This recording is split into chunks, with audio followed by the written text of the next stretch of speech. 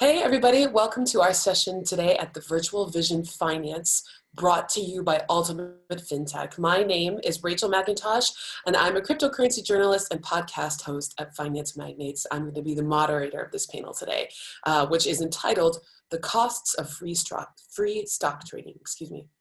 And I'm so excited and pleased to have here with me today some of the fintech industry's top thought leaders and experts. We have Uri Gruenbaum, Chief Executive of TipRanks, Lars Gottwik, Partner and Chief Executive of JFD Group, Anthony Denier, CEO of Webull, Richard Barden, Director of Market Data Sales at Cboe Global Markets, and William Noble, the Chief Technical Analyst at Token Metrics. And I'm going to ask each of these panelists to introduce themselves in a moment. But before we get started, I just want to let you all know that our discussion today is going to last for about 45 minutes. We'd love to hear from you during today's presentation, so go ahead and shoot us a little message in the chat box. If we don't get to your questions today, we'll do our best to follow up with you afterward. Also, if you have to step out for a moment, don't worry. This session is going to be available on demand after this live recording today. So if you miss anything, don't worry. We'll be sending around the on-demand recording when it's available. And there you can find this panel and other related content. Last but not least, audience, we'd love for you to share today's webinar. Let everybody know that you attended and got to hear what these guys have to say on their social media channels. Very much appreciated. So without any further ado, I'll ask each of my panelists to introduce themselves, starting with Uri Gruenbaum. Uri, the floor is yours.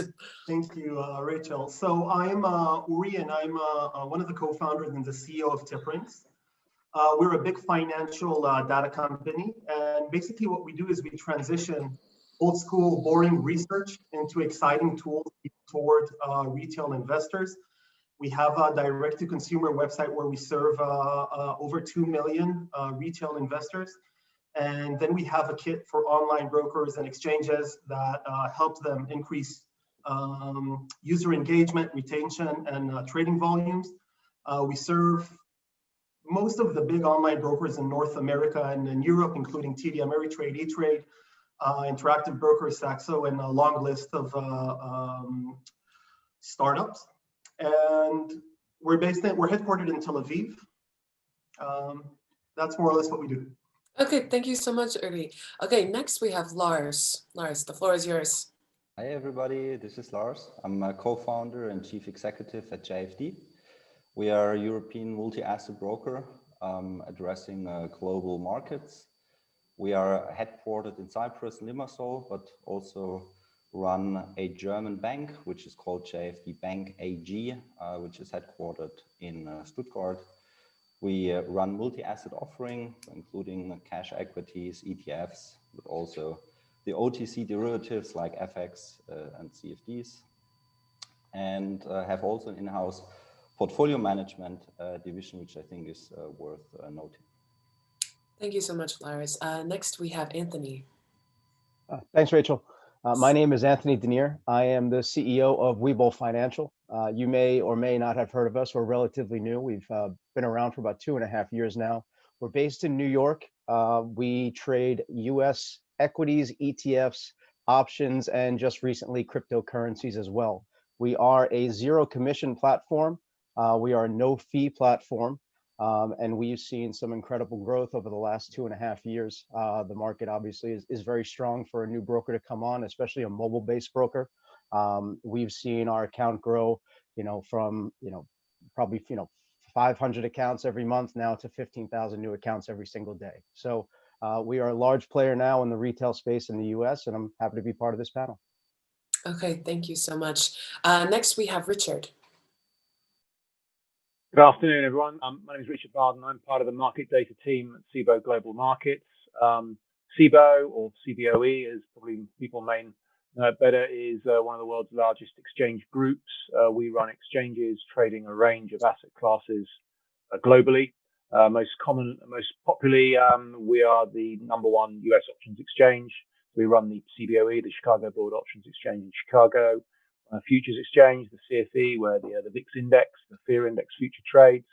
We also have leading franchises in the equities space. We run the old BATS business as was, now Cboe US, which competes strongly with NASDAQ for trading US equities and ETFs. And across the Atlantic, we run Cboe Europe, which used to be back to Chi-X Europe, bit of a mouthful there, which is the leading MTF for trading European equities.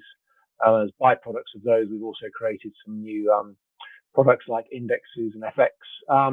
So that's not a new product, FX. Excuse me. My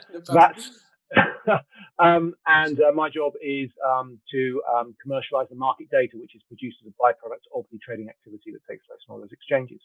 And from my terrible accent, you can tell I'm based in London. Thank you, Richard. And last but not least, we have William. Hi, I'm William Noble. I'm the Chief Technical Analyst for Token Metrics. We are a cryptocurrency research house. We use artificial intelligence to build crypto rankings and help clients build portfolios based on those rankings. I'm part of the human element. I started in crypto in 2017 with Charlie Shrem, and then couldn't get over to Token Metrics fast enough. Our CEO is got a background with IBM Watson and made himself famous from picking ICOs in 2017.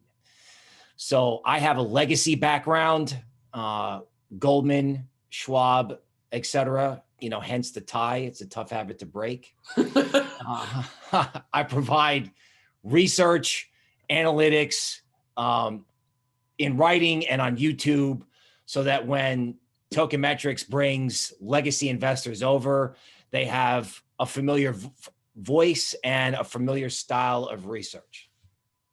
Absolutely. Well, thank you all so much. So let's set the scene here a little bit. So commission-free stock trading, as we know, has really turned the stock trading world on its head over the past 5 to 10 years. And as such, there's been a lot of discussion about how these platforms, how these apps have shaped the financial landscape and bringing new investors into the fold, and et cetera. So let's start with a lightning round. And I'd like to hear from each of you, 2 minutes or less. What do you think the most important change or development that this stock-free stock-free commission-free stock trading model has done for the financial world? We'll go in the same order that we did our introduction. So we'll start with Uri. So I think first of all, when we talk about free stock trading, it is still most associated with Robinhood, who kind of turned that into a mainstream thing, even though there were brokers before that offered free trading. So I think that the fact that they put that on the map kind of intrigued a lot of investors, even though it's not really free, and we all know that. I think what brought in all the new generation of investors that we're now seeing in the US, the 10 new million accounts, is a combination of free trading and probably fractional shares, because that was a real limitation. If you had small investors who wanted to get into the market and suddenly they could buy shares of Apple and Amazon for a few dollars, and that really reduced the barriers. So I think that the free trading was, an interesting notion, and it definitely got a lot of coverage and created the ecosystem that we saw. That we still see about everything that happened last November with all the brokers turning the fees down to zero. But I think there's much more than that. So it's a combination of free trading, fractional shares, and of course the fact that we're in this bullish market for the last 10 years, 12 years. Yeah, absolutely. And so next, I'd like to hear from Lars. What do you think about how this new commission-free model has changed the financial landscape? From our perspective, stock trading became again fancy, sexy. I think the last 20 years before, it was more perceived as boring, and kind of a lot of attention went into new products. I mean, there was the hype on CFDs and FX, followed then by crypto, but there you could already see that stock trading became more and more popular. And obviously, I think we have seen in the last years that, especially for the younger generation, I mean, there are really companies out there that are admired by these younger generations. I mean, if it is a Tesla or an Amazon or whatsoever. And obviously, you lowered also the entry barrier for that clientele to really buy shares. I mean, Uri was just mentioning it with the fractional shares. And obviously, it makes a huge difference if you have a let's say, 1,000 euro account and you want to participate in the financial markets, but you have a minimum ticket of 10 euros. Literally speaking, it makes it impossible to really act successfully on the market, at least if you want to do or apply any form of active investing or trading, where not just buy a stock and you hold it for the next 10 years, where maybe then this minimum commission would be acceptable. So I think from our perspective, it changed the perception of stock trading a lot, and it opened up the door to the young generation. Final note, I would also mention, I think it is not necessarily only the zero commission, but it was also the zero commission combined with the app. So I would not undermine the effect of to use apps which you can have on your smartphone versus, let's say, old-fashioned desktop application, which I think is also an important aspect to that. Yeah, very good points. And you're right, it does kind of have this sexy edge, which, 28, 30 years ago would never have have existed. Thank you, Lars. Next is Anthony. Anthony, how do you think that this commission-free model has really changed the financial landscape? Well, I mean, this is right in my wheelhouse, right? So when we started Webull Financial 2.5 years ago, we started as a commission-free broker specifically, right? Back when there was no such thing other than probably Robinhood as a zero commission. Uri and Lars were pretty much spot on, I think, with their analysis. So it's just, Robinhood was not the first zero commission, but they were the first successful zero commission brokerage. And then Lars, I think, nailed it when he said it was a combination of both zero commission and the app, right? And now, what zero commission did, we could talk about barriers of entry being lowered. We could talk about smaller accounts being able, like Lars also mentioned, with, if you have a $10 commission charge or a 10 euro commission charge, you're buying $100 worth of stock, you're down 10% your P&L, right? That's not going to happen. You make 10 trades, your account's now zero in a $100 account. So it does open up kind of a whole new demographic of a lower asset customer to the markets.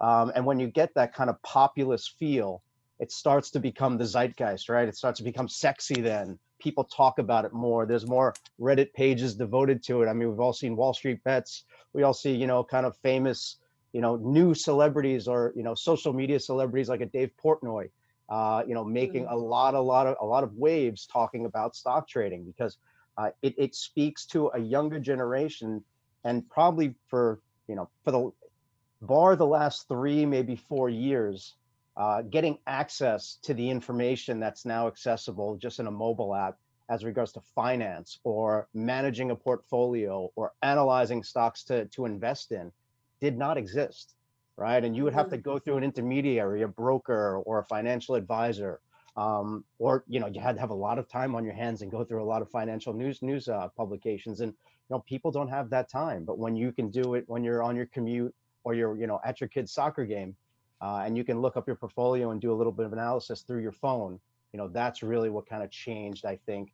And that won't go away, right? That change is here to stay, and it will only improve over time. Yeah, absolutely. Richard, what are your thoughts on this?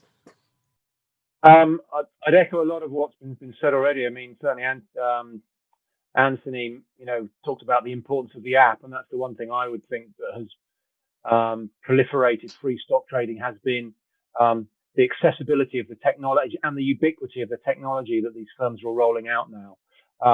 The other thing that I've seen a change, and this may be putting the egg before the chicken or the chicken before the egg. I can never quite work out that analogy. But you see a lot more advertising and marketing now for online brokerages specifically. We see daytime TV ads here in the UK for new brokerage firms, something that I've never seen before. I'm not talking about on a specialist financial, like on CNBC. I'm talking about on the equivalent of a CNBC in the US, or an ITV here in the UK. It's a proliferation of these adverts, and that's a big demographic change, I think, in that they are they've also got the funds, obviously, to target that demographic as well. From a working perspective, obviously we sell market data. We've seen an explosion in the course of the last 2-3 years in terms of retail brokerage firms who need real-time market data, not just to power their internal systems or to give to their premium account holders, but now to have that information, again, mirroring what Anthony was saying, on their free apps. So you go into your free app, you simply, register, and there you've got real-time market prices. You've got all the supporting content available to you. So as Anthony was saying, so when you're, I'm at a cricket game or I'm looking at a football match, I can monitor my portfolio in real time and make trades. So I think certainly it's the app and then the ubiquity of those apps, I think, that have been the biggest thing to power free stock trading, along with the obvious thing, which is removing the commission. Right, and then William, I want to pass this to you, in particular, since you have sort of this analytical side of things. What's your perspective on this? Certainly. So I'm the crypto guy who's got to say something nice about equities. Let me check my notes here. All right. So commission-free stock trading is a form of stimulus, right? You give a stimulus package to a young person in their parents' basement. They get online. The Fed prints money, levitates equities, and this individual can experience a little bit of a wealth effect through his app. End of me saying nice things about equities. Okay. So we're going to build an app. Let me get this straight. It's sexy to build an app to allow the rich who have been holding stocks for 15 years to unload their holdings onto the poor. And is Zuckerberg dialing in on his panel later? I mean, to me, it just seems insidious, right? And I think people want retail traders to lose money, at least at the big brokerage side, because 80% of them do and quit within 2 years. So they want to transition these guys who lose money trading into managed accounts. So I think that's a big driver, at least behind the institutional side of commission-free trading, right? And I think commission-free equities is going to have two benefits. One, it's going to get people interested in markets. And two, young people are not going to fall for this game in equities. They're going to look at it and they're going to go, oh, really? Okay. You know what? No, I'm moving over to crypto. Okay. Anybody want to respond to that? Yeah. It's a good thing we're not talking our book on this panel, right? Yeah. Does anyone want to chime in on that before we move on to the next question? So I don't know the exact numbers, but if I had to bet, I would bet that there are way more retail investors that lost over crypto than those who lost over equities in the last 3-4 years. I actually think that with equities investors, while they're laymen and they don't know a lot and it's difficult for them to predict, at least they can relate to a business and decide they want to invest in it. So there's some rationale behind investment decisions. While in crypto, the way we see crypto at TipRanks, at least, it's still a bit of a wild west. Of course, we know that there are people who are more knowledgeable about specific coins. But all in all, if you take the average Joe and ask him about which crypto coin should he invest in and why, it will be more difficult to get an answer than if you ask them why should they invest in a business that they know. But I have a feeling we can argue on this for a very long time. So this is just my personal opinion. A very long time. I might want to add one aspect to that one. Yes, I think trading is complex, and nobody should undermine that. I would not particularly think that trading in cryptos is easier than in stocks, so I would probably be more on the opposite to that. But I think an important aspect, and you've been just mentioning Zuckerberg, for instance, I think if you look to the general, to wealthy persons, I think an important aspect is that they understand that savings should be reinvested at some point, and it's good to build a portfolio. And if you do that in a proper way, I think it helps you a lot for your long-term financial stability. So yes, there's definitely the aspect that it drives speculation, and maybe even quick speculation and all these type of aspects. But at the end of the day, if I'm looking to it from a German perspective, as I'm German national and we have the German bank here, I think that especially the younger generation in the last decades made this huge mistake of not participating in the stock market. And I think at the end of the day, financial planning that goes towards your pension plans, etc., again, I completely understand that not everything you do in a commission-free trading app necessarily relate to long-term financial planning. Yet I think there's a very positive aspect to that, which allows everybody to participate in that game. Absolutely. Richard, do you want to chime in and give kind of an institutional perspective on this? Oh, you're asking the firm that traded crypto and then untraded crypto. Comment. I mean, it's not my area of specialism. Let me get that out there. You know, I am just a lowly market data guy. Certainly, I mean, you know, I'd echo what Uri said. You know, just from my perspective, not necessarily as an institutional person. So sorry not to answer you directly from a Cboe perspective, but just as a man on the street. You know, it makes sense to me to invest in things and brands and companies which I know. You know, and feel that I can have some sense of what they're doing now and where they may be going. Crypto just very esoteric to me, and very volatile as well. I know a couple of friends who've made a bit of money trading crypto, but I know a couple of friends who've lost a bit of money trading crypto. So it's as I said, for me as a man on the street, you know, I would gravitate more to feeling that I can invest in equities. And feel that that there's some sense to what I'm doing there. Whereas if I was investing in crypto, you know, I would feel that I would be taking, for me personally, I'd be taking much more of a gamble. Okay. All right. So let's move on to a related question. And this was originally directed at Uri, but I encourage anyone who wants to chime in to do so. So one of the topics of conversation, you know, speaking about crypto and about accessibility of equities markets.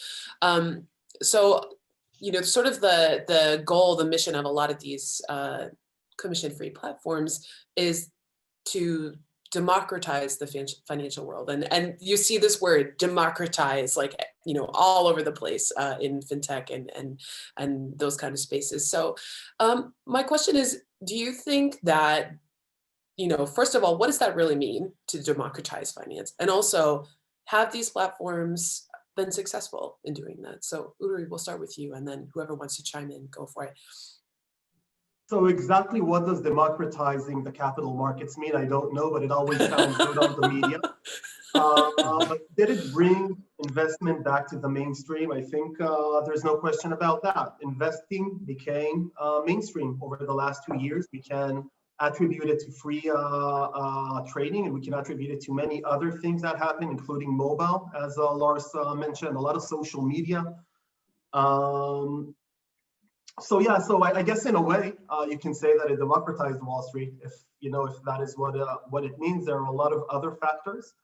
I think the most dangerous thing about making investment accessible to retail investors is that you actually need to educate them so they don't do mistakes, so they don't buy in when it's expensive, and that they're not too responsive to things that they read on Twitter or on Facebook. Today, everyone are experts, right? Everyone can tell you should invest in NEO or in Tesla or in all these popular stocks today. And, you know, retail investors, they can read a tweet and go ahead and make transactions without really thinking about what that means. Now, when you look back at the last 20 years on the amount of accounts in the US, or on the proportion of accounts from, the entire population, then it's like this sinus wave. And every time that there is a bubble, you see everyone jumping in and want to be part of that. But then when the party is over, the entire retail market more or less vanishes. And when they vanish, usually it comes with a deep trauma. So you don't see them again for another 10 years, right? After 2011, there were no retail investors. After 2008, there were very few retail investors. And, now when there are about 50 million in the US alone, next year is when the markets might be lower, and I don't know if they will be, but they might be. Then I think we're going to see a similar effect. And I think that it's the responsibility of the brokers, the market makers, the exchanges to educate the users and explain the risks associated with investment, bring transparency, bring accountability, and do everything they can to maintain and grow the existing market, even when the markets are going to be more volatile. Mm-hmm. Absolutely. Who wants to jump in? Yes. Well, if we're going to talk democracy, let's talk freedom. Mm. Freedom from government policy error. And if we're going to talk apps, let's talk PayPal. Mm. And freedom from dollar devaluation or inflation. Price of a gallon of milk at big box retailers went up 40% when the pandemic started, and that rippled out throughout groceries. Mm. PayPal puts crypto in your account, and foreign exchange 101. Okay, love talking foreign exchange for European audiences because they get it way better than Americans. Okay, your cryptocurrency rises in price, okay, and you get more dollar purchasing power on that PayPal debit card. Coinbase debit card coming out soon. So when you democratize financial markets, you give people the freedom to protect their purchasing power, because their purchasing power is how they live and survive, particularly in this environment. Mm-hmm. Yeah, absolutely. I mean, it's this question of the role that Bitcoin and other cryptocurrencies are going to play in the future as we see more quantitative easing and stimulus, coming onto the scene is super interesting. But Richard, excuse me, Richard, I'll come back to you. But Anthony, I want to kind of direct a little bit of this question to you as well. Speaking as somebody who's heavily involved in Webull, one of the the very platforms that we're discussing. What does democratizing finance really mean to you? Well, to us, democratizing, I think William makes a really good point in freedom, right? If you traditionally in the finance world, you had to have a certain AUM to get access, right? Full stop. If you would call up a broker or call up Citibank or JP Morgan, I want to open an account. I would like to buy some Tesla stock. I see them all over the road now. Seems like a good company to buy. They'd say, okay, how much would you like to open your account with? How much is a share of Tesla? Share of Tesla costs, what is probably $500-600. I want to fund my account with $600 and buy one share of Tesla. You will not buy a share of Tesla, right? So that's the way the market worked forever, up until companies like Robinhood, right? Companies like Webull made that conversation open to everyone. That to me is democratization. That means everyone gets a vote. Everyone gets a chance to have access to a capital market structure that has always favored the wealthy and forgotten about the unwealthy. Democratization is lowering barriers to zero. So my $500 account has the same access, the same tools as someone's $5 million account.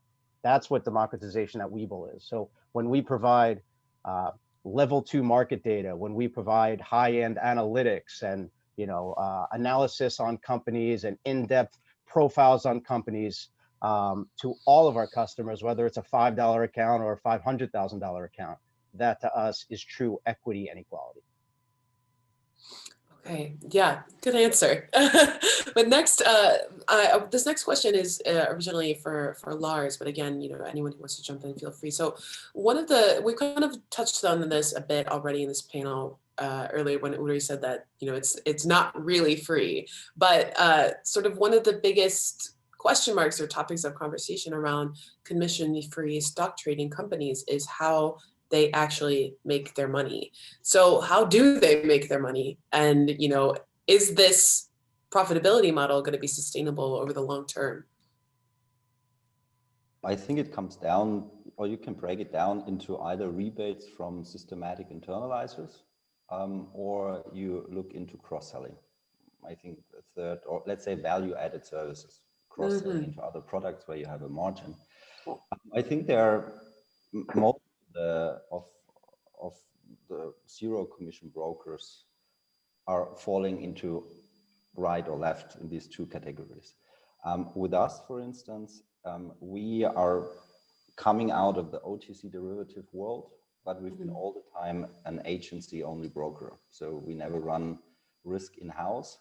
So the reason why we've started that, beside having this as a game plan from day one that we wanted to launch stocks and ETFs, originally we didn't have the plan to do it for free. It was more like in 2016, 2017, when we were about doing it, we've been looking to that on how to position it. And at the time, With us, it was like this. We've been constantly fighting in terms of client acquisition with, on the OTC derivative world, with classic market making firms, which obviously were just capable of spending much more money on Google AdWords and all different other types of performance marketing. So our client acquisition worked from day one a bit different. And we just said, at the end of the day, for us, it doesn't make a difference if we are spending $900 on client acquisition on FX and CFDs, or if we would spend $150 on client acquisition, if on top we offer that person commission-free stock trading. So with us personally, it comes down to acquisition cost.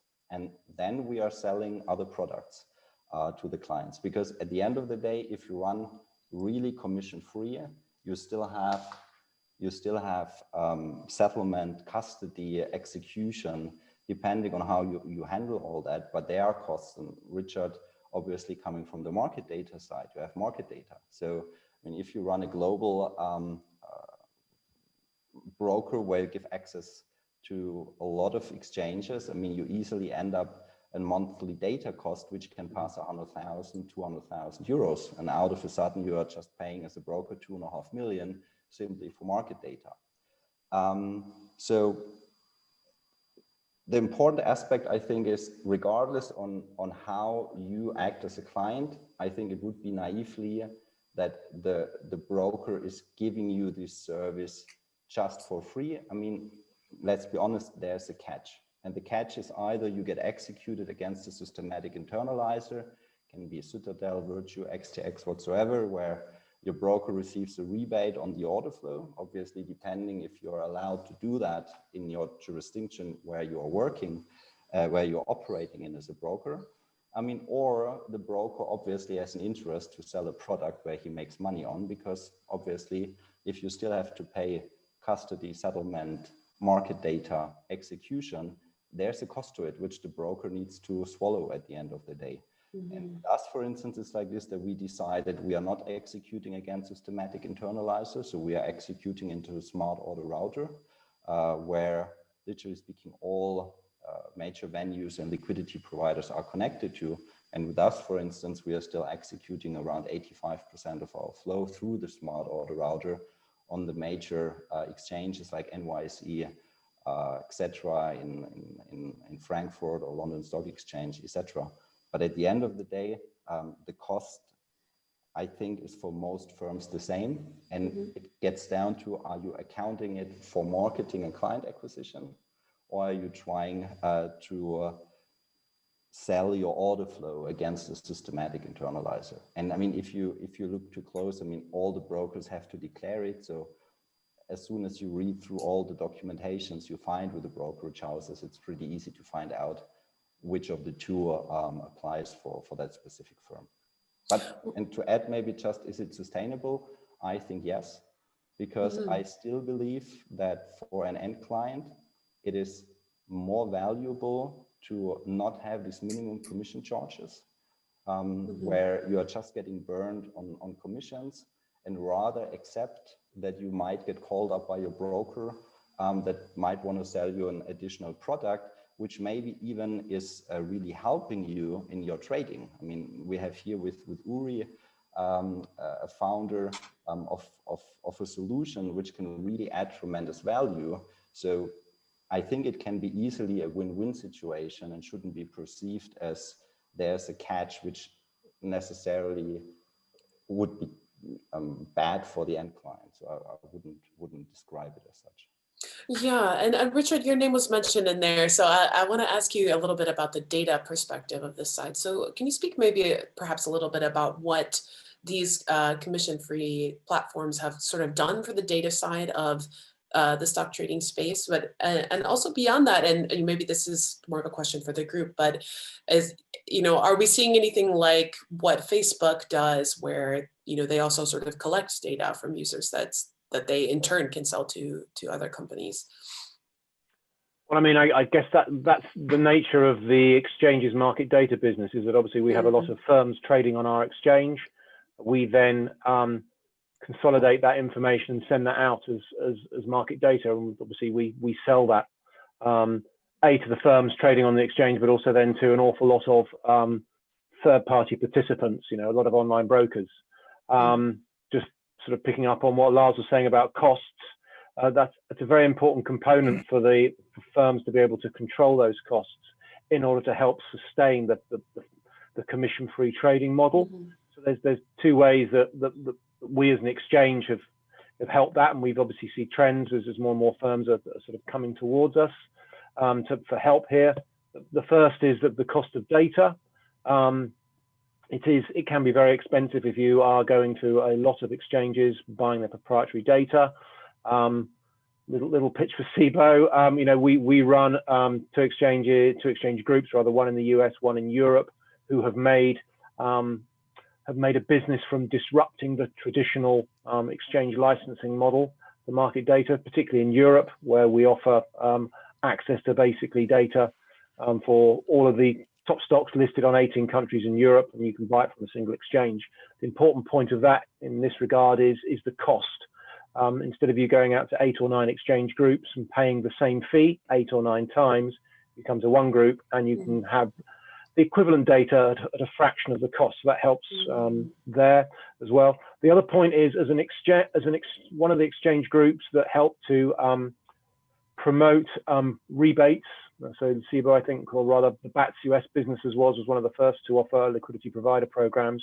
Again, that's an important point for firms who want to become a member of our exchanges and trade on our exchange. Is they're not being paid for order flow, but they are being paid for they are potentially being paid for liquidity that they add to the exchange. So in some cases, we will be writing member firms a check each month for their trading activity on the exchange. That may not be applicable to all of the commission-free stock trading providers, but again, a point to remember as part of the view of cost controls that are important to sustain that commission-free trading model. Absolutely. So this next question is for Anthony. So Anthony, with the growing popularity of the commission-free stock trading models, there's a lot of options nowadays for end users to choose from.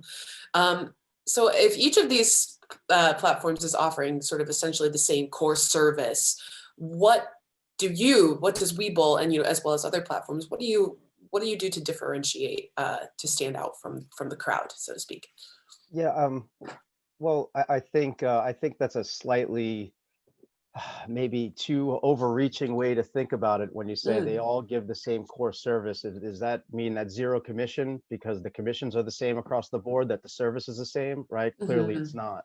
Right. Every broker has its own kind of feel and its own experience in terms of how the information is presented, right? The quality of not only the data itself, the analytics, the charting, and probably most importantly, execution, right? For like the hardcore traders. And you'll find that, a professional trader, I mean non-institutional professional trader, someone that does it as their full-time job, they're not trading on a Robinhood app, right? They're just not.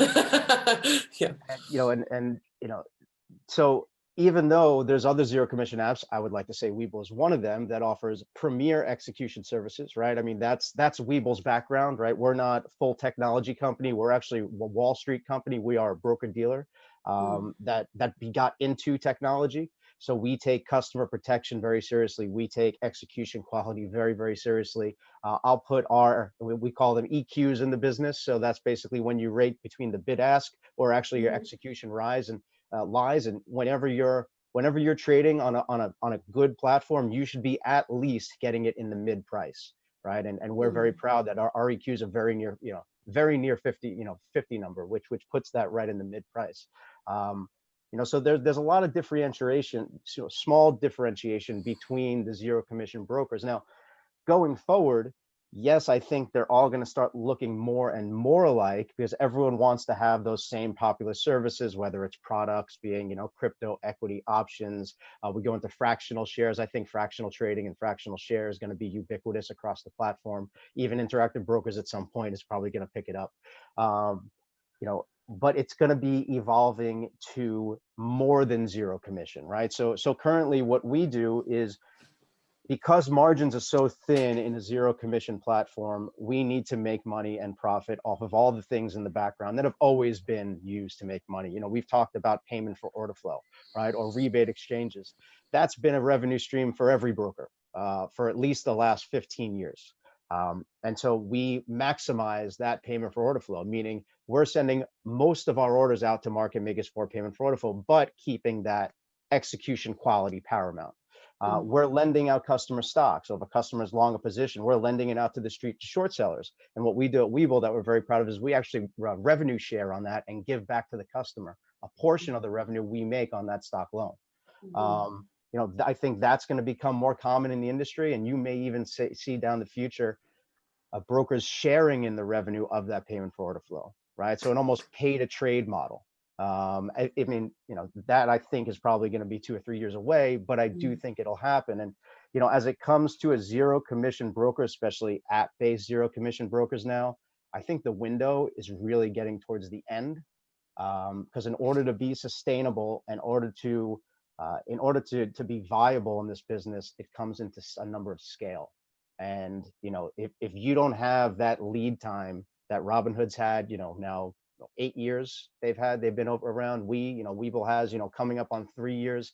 If you came out of the gate now in this competitive landscape, it's going to be very, very difficult to get that scale and to stand out. So, you know, what's the future hold? What's it going to look like as the landscape of zero commissions? I think you're going to see consolidation eventually. We have, you know, Morgan Stanley for E-Trade, you have, you know, Schwab for TD. You know, I think you're going to see some of the smaller app-based, you know, brokers. I don't want to name names, but I think you're going to hear some news of consolidation going on there. You know, it's becoming a very competitive landscape. Obviously, you can see the funding rounds that's going on privately, you know, with some of these new brokers. So the capital's there, and they're going to put that capital to work. All right.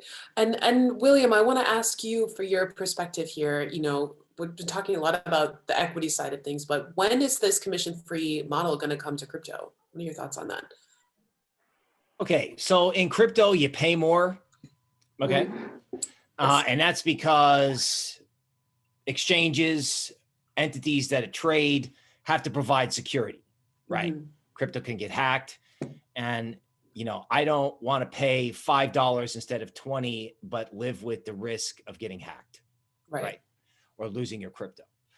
You know, crypto commissions are going to come down. But what's wrong with paying to trade? Okay. In other words, in the 80s, you paid to trade stocks and the stock market did okay because it was a free market, not a zombie market controlled by the Fed, right? If I got to pay a little extra money to get involved, not only in the future of money, but there's a whole universe of coins. Speaking of talking my book, altcoins, right? That's the future of technology, right? So, I mean, you can pay $71 billion in market cap for Snapchat, or you can pay $5 billion for Chainlink, $107 billion market cap for Snow, $5 billion market cap for Litecoin. Okay. The amount of, yes, they call it volatility. I understand. I get it. I came from equities. That's like the dirty word. But in crypto, right? In crypto, the upside potential, right? Because I've got Tudor and Druckenmiller on my side now, right? Different conversation than 6 months ago. The upside opportunity is so enormous. People will pay pre-QE commissions to get involved in that upside and have security. Okay, so anybody want to chime in on that before we move on? Yeah, in terms of, Webull just recently got involved in crypto. Congratulations. We opened up crypto trading, and mainly it was due to just customer demand, right? That's what customers wanted to trade. They wanted that ability to diversify their portfolio in the form of crypto. And, you know, like Will said, security and the cost of maintaining the wallet is very expensive, right? It is it's something that the broker has to bear that cost of. And one of the biggest complaints we have on our platform, on our crypto platform, is that there's customers are so used to trading equities for free, trading options for free, and then they see that there's almost 100 basis points markup in the spread of the cryptocurrency that they're buying, and saying this, why is the spread so large? Well, crypto's not free, right? And then Eventually, we will get there. But I think the major concern that we have is that it's so unregulated that the price at Coinbase is different than the price at Gemini, right? Then the price at Webull. And I think it'll take some time for customers to understand that there is no centralized exchange. There's no centralized market for crypto. So when they see that, they get the feeling of it's not trustworthy. And it's going to take, I think it's going to take probably another year or so. Yeah, Tudor came on, Drunken Miller came on. That was only a month ago, right? It's going to take some time for the general public to catch up to that. And then when we start seeing some more, the spreads being decreased, and the trustworthiness of the different exchanges and pricing coming closer in parity, then we'll start seeing that real bounce, I think, that people talk about in everyone getting involved in the crypto trade. It's one thing to make a trade on a Webull platform in crypto and to own crypto in your portfolio. And it's a completely different experience to say, hey, someone just sent me $100 in PayPal, I'm going to convert it into Bitcoin. It's a very different experience. And, until there's, again, equity and equality in that process, that's when crypto will really take off, in my opinion. All right. We are kind of getting close to the end of our discussion here. So there's a couple more questions that I want to throw out to all of the panelists.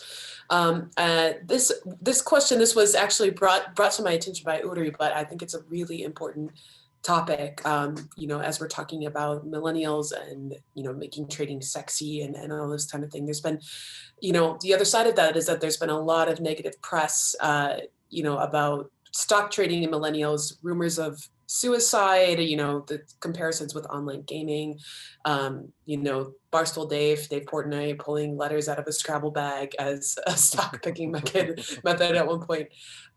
So my question is this: what are you doing, or what should these platforms be doing to help young and inexperienced stock traders navigate the markets and not treat it, like a casino or a roulette wheel, and not make mistakes that could end up costing them their livelihoods or their lives?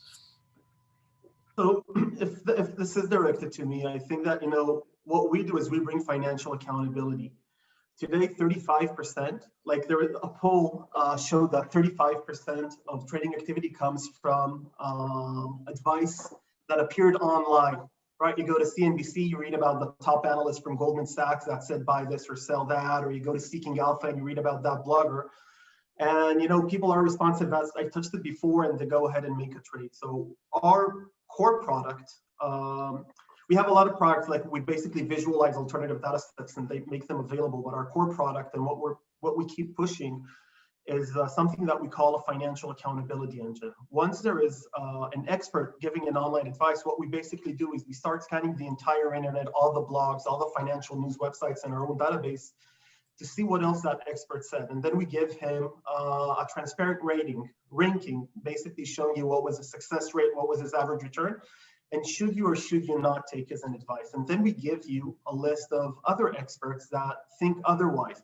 So at least you get some reference before you make a decision. We do the same with news. There's so many news. You want to make an investment. You want to get into Disney now. It's flying in the market. Should you buy it or should you not buy it? You go to Yahoo Finance, you're going to read 10 articles on why you should buy it. You go to CNBC, you're going to read 10 articles on why you shouldn't buy it.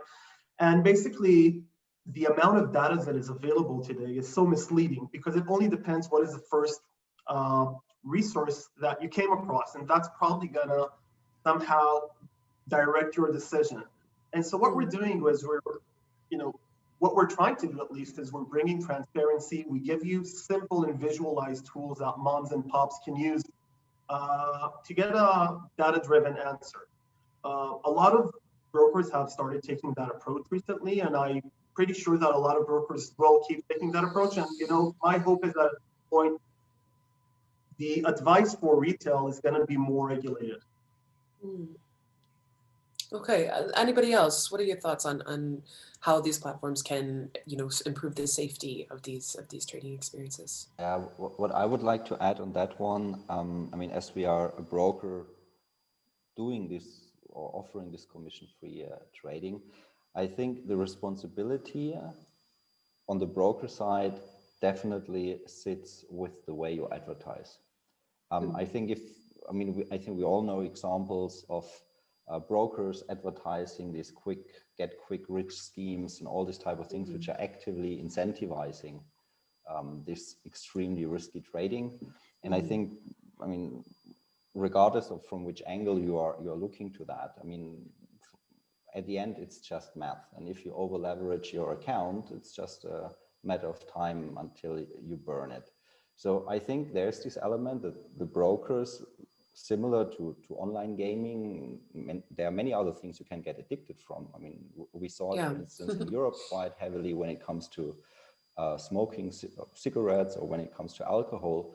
I mean, there are all these bans, what you're allowed to advertise. So this we saw in Europe heavily on how you also need to put disclaimers up, etc. But still, I think there's this underlying element that a broker should also act responsibly towards its clients, because at the end of the day, indeed, they are personal. I mean, their lives, their persons. This is not just a game. I mean, if you lose all your money, I mean, that has a big impact. So I think the way you do marketing is quite important.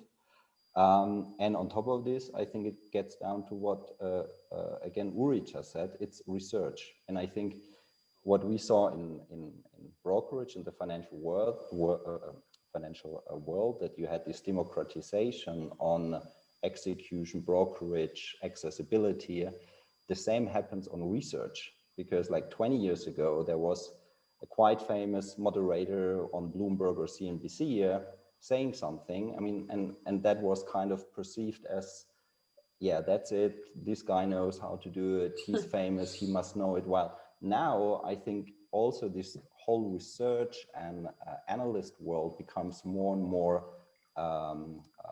in Germany, we would say Gläsern. It's like you can see through. I mean, it's not any, you cannot hide anymore. There are tools out there that are rating you, that are making sure that also research is democratized. And I think this is a very important aspect on the retail side. Just to chime in there, I please. think you know, we talked about democratization. I think it's also as much demystifying the markets. I know these apps try to make everything seem, you know, simple and quick and easy. And that's been one of the keys to their success. But you know, they need to provide education as well to make sure that people understand exactly what they're getting into. You know, trading is you know, whilst trading may seem straightforward, as Lars has just made clear, you know, that the consequences of it can be very unpleasant if they don't understand what they're doing. And the education that the brokers need to provide here, I think, is going to be critical to making sure people don't make terrible mistakes, but B, that they understand what they're doing and they turn from just someone who gets, you know, within a year or 2 years, but someone who becomes, you know, a long-term client for that broker and will ultimately become a, you know, much more profitable client. I think that's broker. a really good point Richard made. To kind of compare it, I think you could say every town in the United States has a public library. And then you look in that town and you see what percentage of people actually have a library card, and it'll probably be about 5%. Yeah. Just because the information's there doesn't mean that people are actually going to utilize it. Right. So it's how you present the information and make it you know, consumable, right? Make it in a way that the customer feels engaged and wants to learn more and makes that learning process, I mean, for lack of a better word, fun, right? And engaging. Which, you know, one of the most popular things we have on Webull is our community. And you see that people really kind of interact and genuinely try to help each other in terms of, hey, this is how, you know, this is what a cup and handle looks like, and these are when it happens. Like just general, you know, genuine back and forth, peer-to-peer education, because it's almost like, you know, how does every kid learn about anything in life, right? Not from their parents, you know, not from their teachers, from their friends. And it's the same thing even for adults. And we're seeing that on Webull. And we spend a lot of time kind of cultivating that peer-to-peer educational content and ability for, you know, someone that may be on level 3 to help someone that's on level 1, right? And I think that'll keep evolving. You know, just look at, no one looks at the Michelin guide anymore. They look at Yelp, right? When they go to a restaurant. So, you know, I think that's the way, you know, that's the way I think education in this business will progress. And I think brokers have a big responsibility to make sure that these newer and especially younger investors get educated. Yeah. William, what are your thoughts on this, in the speaking from a cryptocurrency kind of perspective? Yes, so glad I got to talk on this one. So if we're talking fun, let's talk crypto. And let's talk cleaning up crypto, if I can be intellectually honest, right? The land of casinos and creeps. How do you do it, right? We use AI and machine learning to filter out cryptos and then build portfolios. So we're encouraging responsible investment, and we're doing it in a way that, young people, the way the equity guys use intelligent portfolios, right? We're not doing investment advice, but, we're ranking stuff using, these machine learning models that literally compete against each other with millions of calculations to produce the best ideas, right? And this is, resonating with young people, because in crypto, the biggest problem is they're like, oh, I want in. But then it's like, oh, what do I do? Right? So at Token Metrics, we're literally trying to clean up or give clean crypto research, right? So we've got the, the community groups on Telegram, the YouTube show where we have a crypto AI personality with the guy with the tie, right? And then that packages itself together in a way that guides people in a responsible way in an industry that, has a wild, wild west reputation. Okay. Yeah. So we're on a mission to fix that. All right. You guys, I'm so sorry to say that we're out of time. I feel like I could talk to each one of you so much more about all of these topics, but in any case, I want to thank you so much for your time. And to our audience, stick around. There's a lot more great sessions happening at this virtual conference. I hope all of you have a wonderful, safe, and happy holiday season. Thank you. Thanks, everyone. All right. Thank you. Thank you. Bye. Ciao. Take care. Bye. Bye.